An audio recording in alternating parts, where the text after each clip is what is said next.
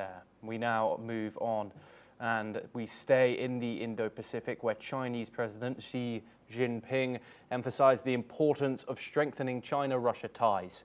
Speaking to Russian Parliament Speaker Vyacheslav Volodin, Xi called for a deeper strategic trust between the two countries, reinforcing their efforts to create a more equitable international order. He stressed the need for cooperation in uniting the global South and upholding multilateralism. The context of this meeting comes as the US is considering new sanctions against Russia, with President Donald Trump stating he may impose massive sanctions on Russia depending on progress in ending the war in Ukraine. Despite the challenges, Xi framed the China-Russian relationship as a cornerstone for global peace and stability. Meanwhile, Putin is set to visit China later this week, where he will attend the Shanghai Cooperation Organization summit and a military parade marking the 80th anniversary of the Second World War's end. The visit will also see Putin's continued efforts to strengthen bilateral ties with China, which have become notably closer since Russia's invasion of Ukraine.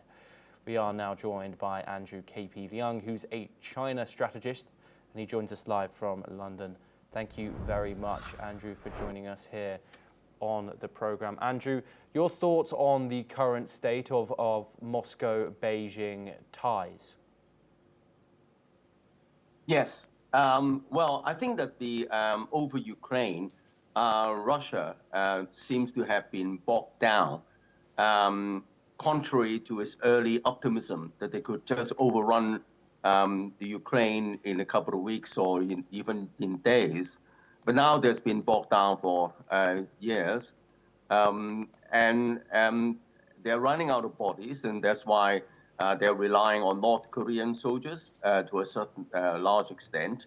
So Putin is amenable to some sort of an early solution, but he's not desperate because the Russian economy is doing quite well, exporting its energy, on which it relies on its economy, through countries like India. And of course, China had always been, even before the Ukraine war, the largest customer of Russian energy and agricultural products. And that's unlikely to change because, as I said, that happened long before the Ukraine war.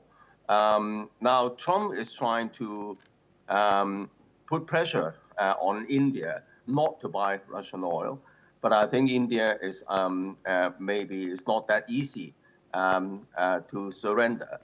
But on the side of Russia, they're under tremendous pressure because they want also to end the war on their terms. And they're seeing an opportunity because Trump is also running out of patience. He wants to end the war and hopefully win a Nobel Peace Prize, but also concentrating his attention to Asia Pacific to contain China, but also trying to extract money from China as well, and all other countries in the region. So this dynamic translates into maybe a broker deal between Russia and Trump. And China is unlikely to get directly involved in the war, and is also unlikely to